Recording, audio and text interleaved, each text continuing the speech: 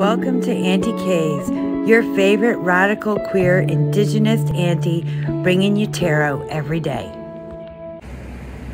Hello everyone, and welcome to Aunty K's Tarot. I am finally joining the tag started by Katie Flowers, No Disclaimers Tarot. I don't know why it took me this long. I'm not known for giving disclaimers, but here we are.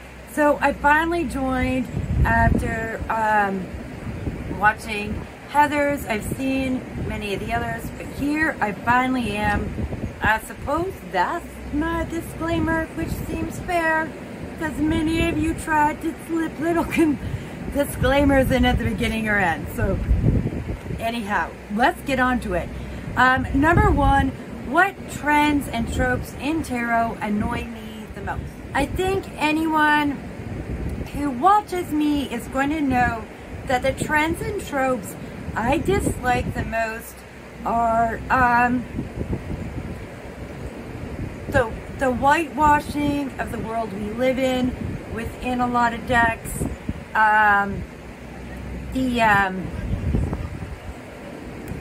the whitewashing of diversity in decks, and by that I mean decks that claim they're diverse when they're still 75% white, or you know, that sort of thing.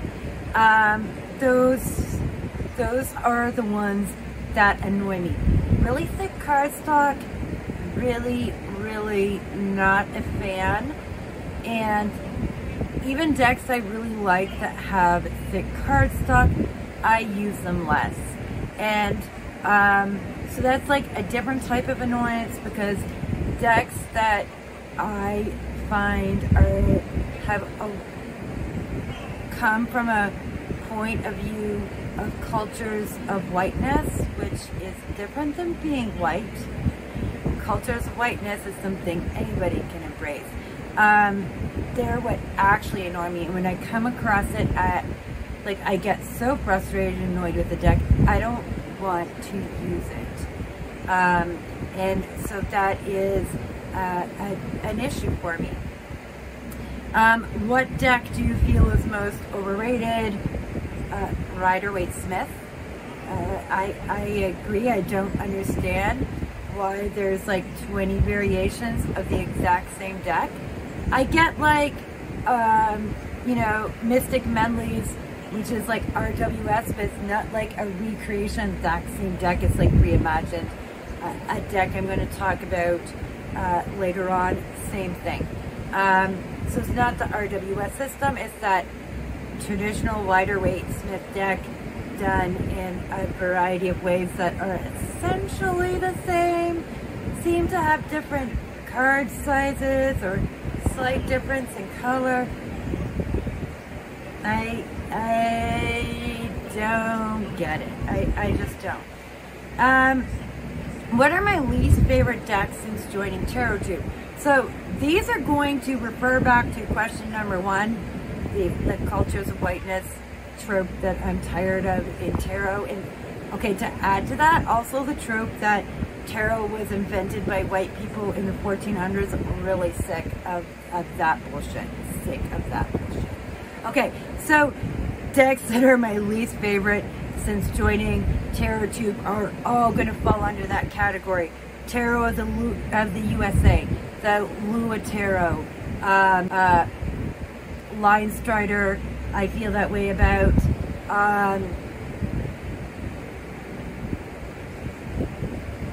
Brain farts, because once I've dealt with something, I tend to pass it on, like, from my mind. If you go through my videos, you're going to see the decks that have really, they aren't just my least favorite, they've kind of pissed me off.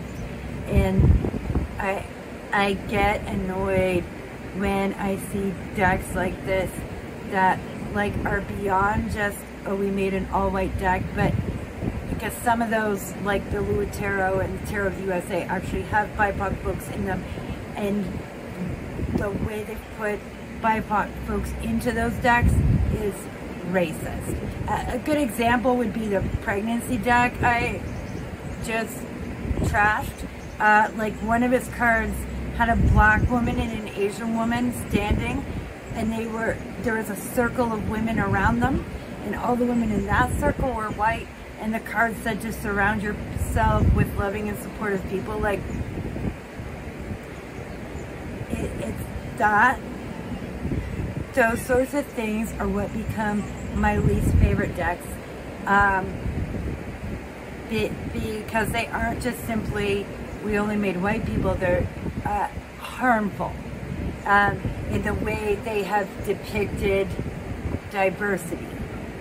They haven't depicted diversity, they've depicted white supremacy and racial stereotypes which don't exist without diversity. That doesn't mean I don't want diverse. I want diverse decks, folks. But you need to be able to have worked on unpacking your own internalized white supremacy enough to not recreate it in art or literature.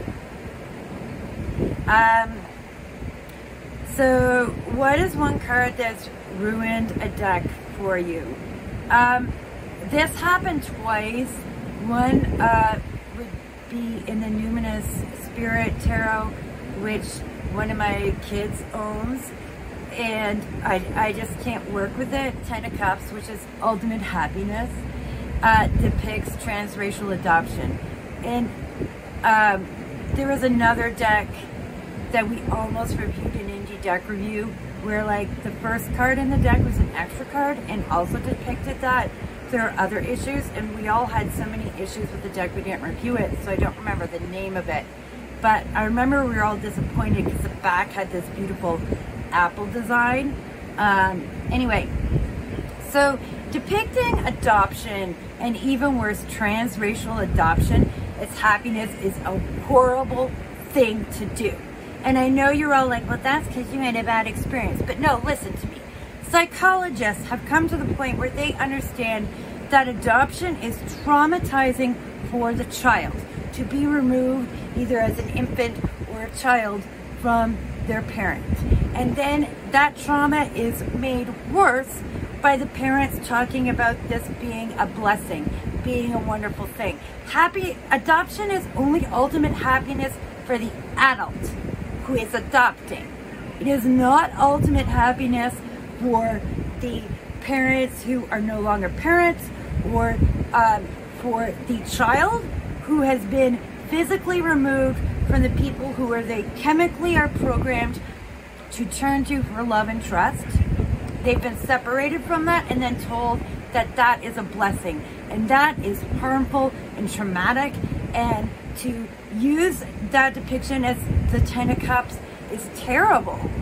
Like, it's just reinforcing this like adult supremacist ideal over children, that we are here to create the adult's happiness. That is harmful. When you make a transracial adoption, the harm you are causing in that card is tenfold, because transracial adoption is horrible, and in many cases it is an act of cultural genocide.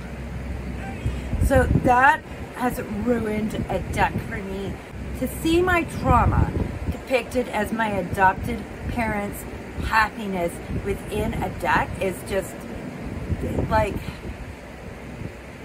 no adopted child would ever choose that depiction. The only people who would choose it are adults who have adopted, or whose adult family members have adopted. All right, and if you have adopted, please get your child in therapy and understand that your happiness is their trauma. And don't give me any excuses how you've made it not. You cannot make it not. The best you can do is fucking acknowledge and heal. Whoa. What out of print deck do you wish was still in print?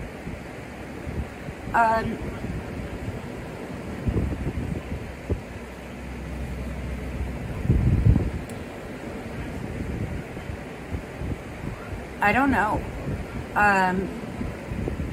when I can't get something, whether it's not available or I can't afford it, I let go.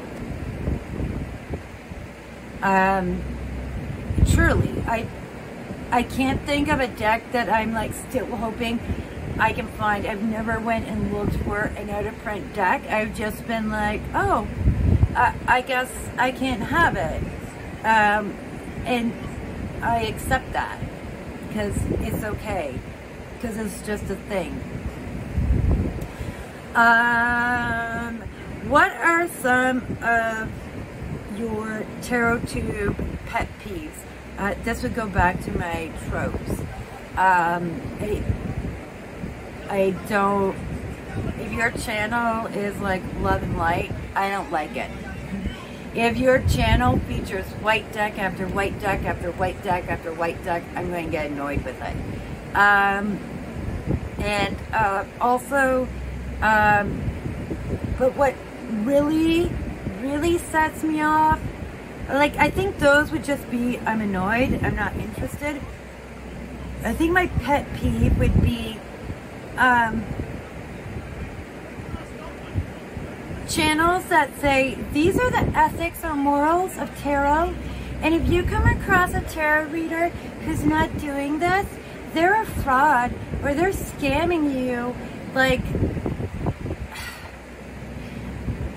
the number of times where these ethics and morals are specifically a Eurocentric ethic or moral, like a Eurocentric spiritual ethic or moral, it's like super problematic that you haven't unpacked that this ethic or moral you think you have is yours, and that those who don't follow it aren't you know, ethical or moral, and that they're scammers, like, or frauds. That's awful. That's like truly awful. The cultural traditions Europe stole tarot from: read curses, tell the future. Like, they do all those things. And to say that those sorts of things aren't ethical or moral is supremacy. And you're like, oh, but now you're passing on morals. No, the moral I'm presenting here is against Eurocentrism and supremacy. What are some decks you feel should get more recognition? Folks, I am loving, beyond loving, Fortune Queens. It's RWS based and not, and it is by Juano Cristiano, who's from Mexico. They have a volume 2. They have another deck that just completed Kickstarter in Spanish. So, you know, if you want to translate or you speak Spanish, check it out. You can find them on Etsy and Instagram at Eat My Cake. The other decks I feel are underrated. I'm just going to say quickly, because I know that I have said these next two before as underrated decks. And so that would be Orsi Zombie Oracle, which you can find on Instagram and here on YouTube. Dvorsky's Tarot. I hope I pronounced that right. And I think this is an underrated deck. We have False Safety, Company, Use It, like that one, Hiding, so Prepared. So I think this is a highly underrated Oracle deck. Okay, I have 3 Oracle decks here. The other one that I think is really underrated, and I have part of it backwards, I think, so I want to fix that, is the Wild Witch Oracle by May North Market, which you can find on Etsy. And I also think this is an awesome deck. The Wind Witch, Prepare for Change. You have the ability to transcend beyond this, just believe, the water witch, the nude witch, promoting freedom, becoming uninhibited. And so I think this is also a really great deck that I know I've talked about before. And then also, I don't know if it's underrated, I'm just not seeing it a lot, is the Morning Calm Oracle. This is by Theo Keller, who you can also find on all the socials. It's gorgeous. It has a guidebook that is just, the guidebook neither gives too much nor too little. So like, I don't feel like I have to sit down with somebody else's words for 5 minutes, which is one of my preferences, and I can get a bit of their word and insight and then go from there. And I really enjoy this deck so much. This is a deck I reach for when I need internal comfort. All right, so those are decks that I consider to be underrated, and I don't know if they really are, but I think they might be. So check those decks out, you know, especially if you like oracles, since I mostly listed oracles there. All right. What are my thoughts on negative reviews? Obviously, I've done plenty of negative reviews. Here's my thought. A review needs to tell me your honest opinion and why. And that's what makes it a review. If all you give me is like, the deck is awesome, then like, that's a promotion. If you think the deck is awesome and you can tell me why, that's a review. If you think the deck is mediocre and you can tell me why, that is a review. If you think the deck is not great or awful and you tell me why, that is a review. And the why part is important because I want to know why you had a problem with it. Maybe I won't. I'm going to tell you why I have a problem with something because maybe you won't. I try to realize what's the difference between my artistic, you know, likes and what do I, usually if I've trashed a deck it's because I found it offensive. And I tell you that, and I want to know that. I want to know before I buy a deck if it's going to be offensive to myself or others. And I think that is a really valuable, review. Just as much as telling me why you loved or found a deck mediocre. If you tell me why, so I can see if I agree or disagree with you, that is really valuable. And I think it would really make me happy if I saw more tarot tubers learn why certain things are offensive to marginalized people, so that you can recognize that in a deck when you're reviewing it before you tell us it's awesome.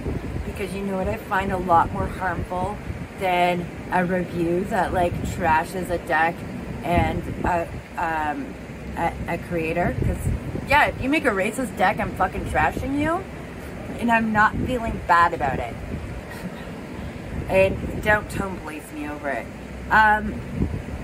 But like, I would like more tarot tubers to recognize these things in a deck, because what's also harmful is when you show me a harmful deck and tell me it's beautiful. And so that, folks, is my no disclaimers tarot. And if you take anything from this, be authentic, know your reasons, and go and do your white supremacy, because we all have it. May I suggest the book Me and White Supremacy? And if you have kids, There's a young readers edition, so you can do the work with your children and raise children who will not be harmful to their marginalized peers. See you all later, folks.